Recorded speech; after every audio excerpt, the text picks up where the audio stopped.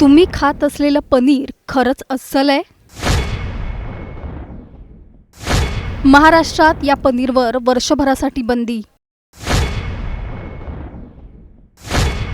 आता बनावट पनीरवाल्यांची खैर नाही.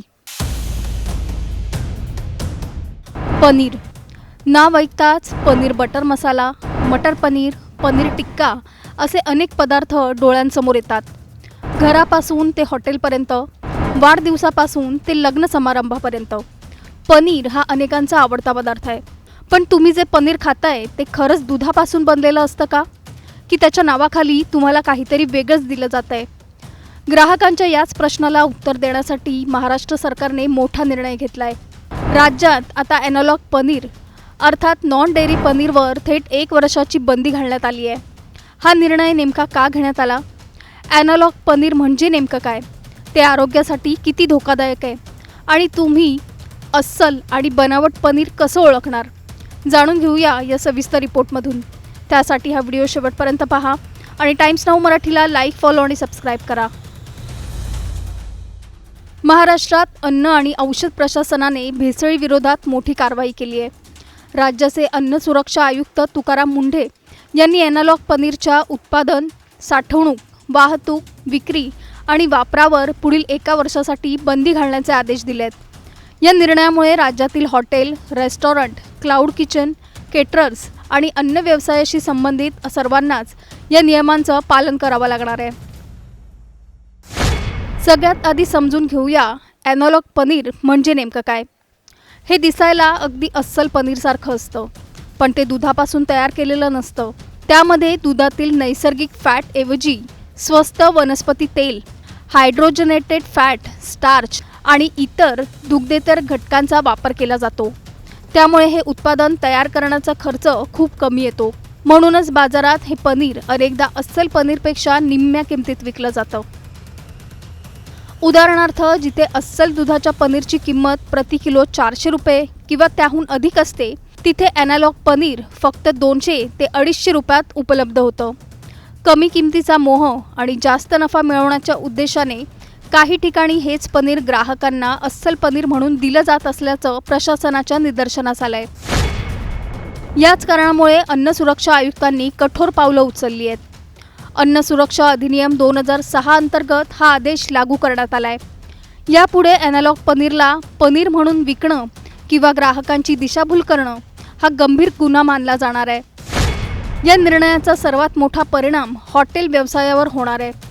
कोणत्याही हॉटेलमध्ये, रेस्टॉरंटमध्ये, ढाब्यावर, क्लाउड किचनमध्ये किंवा केटरिंग सेवेत ॲनालॉग पनीर वापरण्यास बंदी असेल. नियमांचे उल्लंघन झाल्यास संबंधित उत्पादन जप्त करण्यात येईल आणि कायद्यानुसार दंडात्मक कारवाईही होईल. गंभीर प्रकरणांमध्ये तुरुंगवासाचीही तरतूद आहे. पण याचा अर्थ महाराष्ट्रात सर्व प्रकारच्या पनीरवर बंदी नाही आहे. दुधापासून तयार केलेलं आणि अन्न सुरक्षा मानकांचं पालन करणारं नियमित पनीर बाजारात विक्रीसाठी उपलब्ध राहणार आहे. त्यामुळे ग्राहकांनी घाबरण्याचं कारण नाही. पण ग्राहकांनी सावध राहणं तितकंच महत्त्वाचं आहे. मग अस्सल आणि बनावट पनीर ओळखायचं कसं? सर्वात आधी पॅकेटचे लेबल वाचा. त्यावर ॲनालॉग पनीर, ॲनालॉग चीज किंवा नॉन डेअरी प्रॉडक्ट असं लिहिलेलं असेल तर ते दुधाचं पनीर नाही. घटकांच्या यादीत व्हेजिटेबल फॅट, व्हेजिटेबल ऑइल आणि हायड्रोजनेटेड ऑइल लिहिलेलं असेल तरीही ते ॲनालॉग उत्पादन असल्याचं समजावं. अस्सल पनीर ओळखण्याची घरगुती पद्धत कोणती? घरच्या घरीही एक साधी चाचणी करता येते. पनीर हाताने दाबून पहा. अस्सल पनीर सहज तुटतं किंवा त्याचा भुगा होतो, तर ॲनालॉग पनीर रबरासारखं ताणलं जातं आणि चिवट वाटतं. आणखी एक सोपी चाचणी म्हणजे पाण्याची चाचणी. पनीरचा तुकडा स्वच्छ पाण्यात टाका. अस्सल पनीर साधारणपणे खाली बसतं. काही प्रकारचं निकृष्ट किंवा भेसळयुक्त पनीर मात्र तुटू शकतं.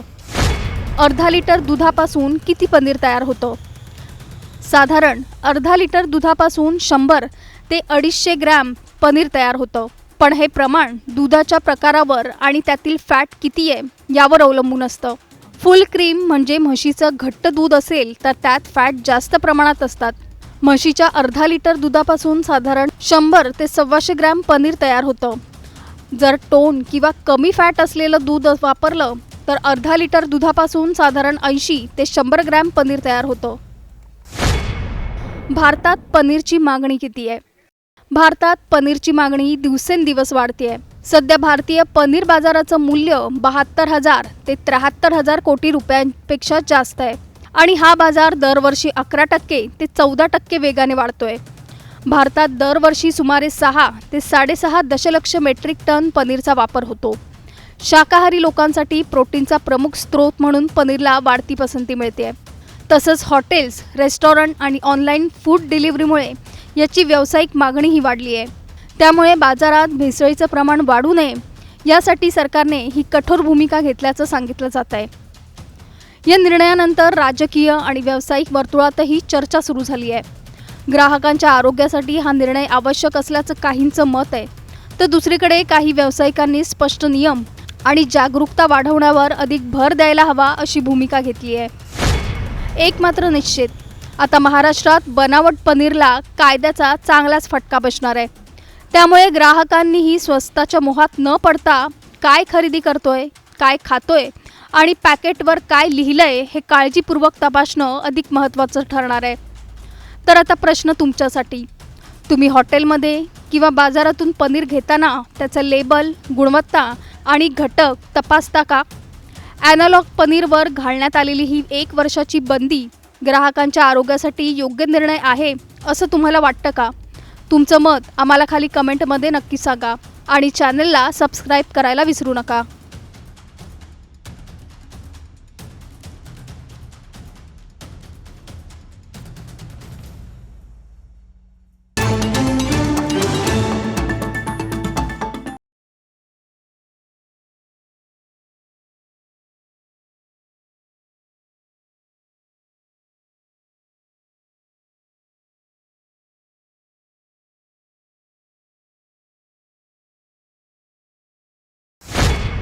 तुम्ही खात असलेलं पनीर खरंच अस्सल आहे?